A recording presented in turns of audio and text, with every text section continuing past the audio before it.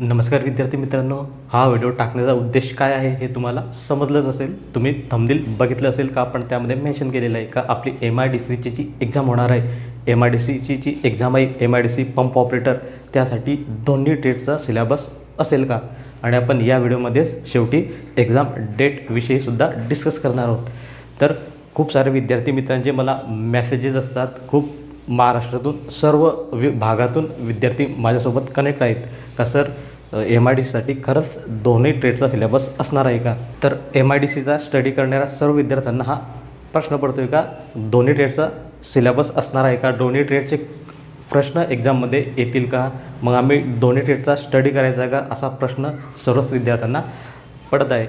तर विद्यार्थी मित्रांनो, मी मागील काही व्हिडिओमध्ये पण तुम्हाला सांगितलेलं होतं का तुम्हाला दोन्ही ट्रेडचा सिलेबस असू शकतो, तुम्हाला दोन्ही ट्रेडचा सिलेबस असू शकतो. पण मी हे तुम्हाला काही बेसवर सांगितलेलं होतं का नुसतं टाईमपास सांगितलेलं होतं का नुसतं सांगायचं म्हणून सांगितलं का मग विद्यार्थ्यांना काही पण सांगायचं की असणार आहे, तसं नाही. तर हे मी तुम्हाला काही प्रूफवर आणि बेसवर सांगितलं होतं का तुम्हाला दोन्ही ट्रेडचा सिलेबस असू शकतो. तुम्हाला वाटत असेल का सर हे कुठल्या बेसवर सांगताय, कुठल्या प्रूफवर सांगताय का तुम्हाला दोन्ही ट्रेडचा सिलेबस असेल. MIDCने तर अजून कुठलंच आपल्याला कन्फर्मेशन दिलेलं नाही. आपण आपल्यापर्यंत खूप प्रयत्न केले, मी सुद्धा माझ्या परीने जेवढे प्रयत्न करायचे होते तेवढे केले, त्यांना मेल केले, फोन केले, परंतु ते आपल्याला काही समाधानकारक उत्तर देत नाही. ते फक्त सांगतात आम्ही टाकू, शुद्धीपत्रक टाकू, त्याविषयी सिलेबस टाकू, फक्त एवढंच ते सांगतात. मग आम्ही दोघी ट्रेडचा अभ्यास करायचा का, मग आता काय करायचं, आम्हाला कन्फर्मेशन कुठून मिळेल का खरंच दोन्ही ट्रेडचा अभ्यास करायचा का. तर बघा विद्यार्थी मित्रांनो, मी तुम्हाला सांगितलं होतं का तुम्हाला दोन्ही ट्रेडचा सिलेबस असू शकतो. तर हे कुठल्या बेसवर सांगितलं होतं, तर MIDC असं नाही का ही पंप ऑपरेटर सारखी एकच एक्झाम कंडक्ट करते का, त्याला एकपेक्षा अधिक ट्रेड अलो केलेले आहेत, त्याला एकपेक्षा अधिक ट्रेडचे विद्यार्थी फॉर्म भरू शकतात. तर यासारख्या खूप एक्झाम आहेत. त्यात MIDC एक ज्युनियर इंजिनियर आणि असिस्टंट इंजिनियरची पण एक्झाम कंडक्ट करते आणि यावर्षी पण त्या जागा आहेत. ही तुमची ॲड आहे त्यामध्ये तुम्ही बघितलं तर त्यात जागा आहेत ज्युनियर इंजिनियर आणि असिस्टंट इंजिनियर. त्यामध्ये पण 2 ब्रँचचे विद्यार्थी फॉर्म भरू शकतात, इलेक्ट्रिकल आणि मेकॅनिकल. मग त्यांना जो सिलेबस असतो तो असतो दोघी ब्रँचचा असतो. दोघी ब्रँचचे जे टेक्निकल क्वेश्चन असतात 50 मार्काचे ते दोघी ब्रँचचे येतात. आणि ही एक्झाम मी मागे जेव्हा व्हॅकन्सी आलेल्या होत्या 2021मध्ये पण मी स्वतः एक्झाम दिलेली आहे, ज्युनियर इंजिनियर आणि असिस्टंट इंजिनियर. तेव्हा पण आम्हाला दोघी ब्रँचचे प्रश्न होते. जो टेक्निकल जो सेक्शन आहे त्यामध्ये इलेक्ट्रिकलचे पण क्वेश्चन होते आणि मेकॅनिकल इंजिनिअरिंगचे पण क्वेश्चन होते. अजून अशीच एक एक्झाम असते, ती असते BMC. तुम्हाला माहीत असेल BMC पण अशीच एक्झाम कंडक्ट करते का, त्यामध्ये 2 ब्रँचेस असतात, त्यामध्ये पण दोघी ब्रँचचे प्रश्न येतात. अजून अशी एक एक्झाम असते, ती असते MPSC कंडक्ट करते. MPSC थ्रू एक एक्झाम होते, महाराष्ट्र इंजिनिअरिंग सर्व्हिसेस. त्यामध्ये 3 ब्रँचचे विद्यार्थी आलो असतात, इलेक्ट्रिकल, सिव्हिल आणि मेकॅनिकल. आणि तो जो पेपर होतो त्यांचा जो प्रीचा, त्यामध्ये तिघी ब्रँचचे प्रश्न येतात, इलेक्ट्रिकलचे पण येतात, मेकॅनिकलचे पण येतात आणि सिव्हिलचे पण येतात. आणि अजून ज्या रिसेंटली जागा निघालेल्या होत्या नगर परिषदसाठी, त्यामध्ये पण असंच होतं का, त्यामध्ये इलेक्ट्रिकलचे विद्यार्थी पण आलो होते आणि मेकॅनिकलचे पण विद्यार्थी आलो होते. आणि त्यासाठीचा जो सिलेबस सांगितलेला होता तो पण दोन्ही ब्रँचचा होता. यावरूनच मी तुम्हाला सांगत आहे का आता जी MIDCची जी एक्झाम होईल पंप ऑपरेटर या पदासाठी, त्यांना दोन्ही ट्रेडचा सिलेबस असू शकतो. 99.9% तरी तुम्हाला दोन्ही ट्रेडचा सिलेबस असू शकतो. कारण का, जर त्यांना फक्त एकच ट्रेडचा सिलेबस टाकायचा असेल, समजा त्यांनी म्हटलं का आम्हाला वायरमनचा सिलेबस टाकायचा आहे, मग त्यांनी पंप ऑपरेटरला का अलो केलं, पंप ऑपरेटरच्या विद्यार्थ्यांना का फॉर्म भरण्यासाठी संधी दिली. जर त्यांना फक्त पंप ऑपरेटरचेच प्रश्न टाकायचे असतील, मग त्यांनी वायरमनच्या विद्यार्थ्यांना का संधी दिली. त्यांनी फक्त तिथे मेन्शन करायला हवं होतं का फक्त पंप ऑपरेटरचे विद्यार्थी फॉर्म भरतील, किंवा मग असं मेन्शन करायला हवं होतं का फक्त त्यांनी जे क्वालिफिकेशन आहे ते फक्त एकच ट्रेडचं ठेवायला हवं होतं. जर असं तुम्हाला वाटत असेल का फक्त मागे वायरमनचे क्वेश्चन होते म्हणून वायरमनचेच क्वेश्चन येतील, पंप ऑपरेटरचे येणार नाही, तर मागील जी एक्झाम होती तिथे फक्त वायरमनला संधी होती, वायरमनच्या विद्यार्थ्यांनाच अलो केलेलं होतं. तिथे पंप ऑपरेटरसाठीच्या विद्यार्थ्यांना अलो केलेलं नव्हतं फॉर्म भरण्यासाठी. म्हणून मागील जी एक्झाम होती प्रिव्हियस मागे जी झाली, जे क्वेश्चन होते ते फक्त वायरमन या ट्रेडचे होते. आणि ह्यावर्षी जी एक्झाम होणार आहे यामध्ये दोघी ट्रेडला अलो केलेलं आहे, पंप ऑपरेटर का मेकॅनिक पण आणि वायरमन पण. पण यावेळेस दोन्ही ट्रेडचे प्रश्न येण्याची शक्यता आहे.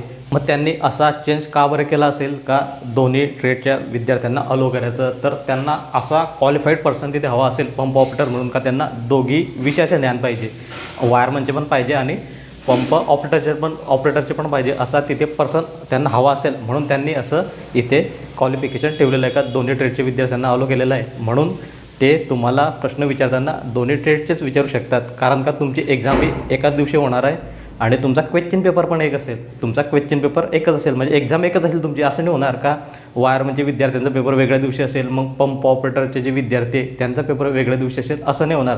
तुमची एक्झाम पेपर पण एकच असेल, शिफ्ट पण एकच असेल आणि तुमचं जी एक्झाम आहे ती एकच कंडक्ट होणार आहे. म्हणून तिथे दोन्ही ट्रेडचे विद्यार्थी आहे, म्हणून तुम्हाला ते दोन्ही ट्रेडचे प्रश्न विचारतीलच. ते असं नाही करणार का फक्त वायरमनचेच टाकतील आणि पंप ऑपरेटरचे नाही टाकणार, मग पंप ऑपरेटरचेच टाकतील, वायरमनचे टाकणार नाही.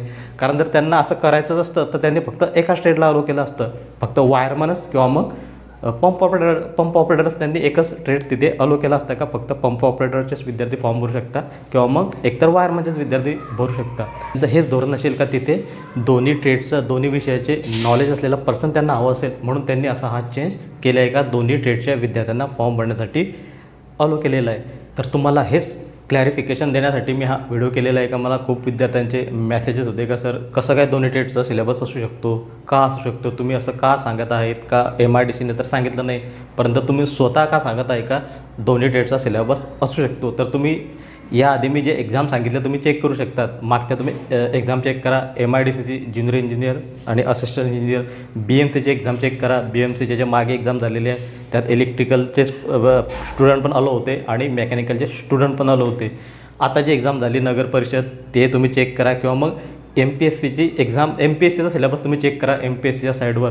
तिथे मग तुम्हाला समजून येईल का दोनपेक्षा एक किंवा एकपेक्षा अधिक जेव्हा ट्रेडचे विद्यार्थी आलो असतात जेव्हा त्यांना तिथे फॉर्म भरण्याची संधी असते तेव्हा जे ट्रेडचे विद्यार्थी तिथे अलो केलेले तेवढा तो सिलेबस त्या एक्झाममध्ये विचारला जातो. जेवढे ट्रेड आहे तेवढा ट्रेडचा सिलेबस तिथे असतो.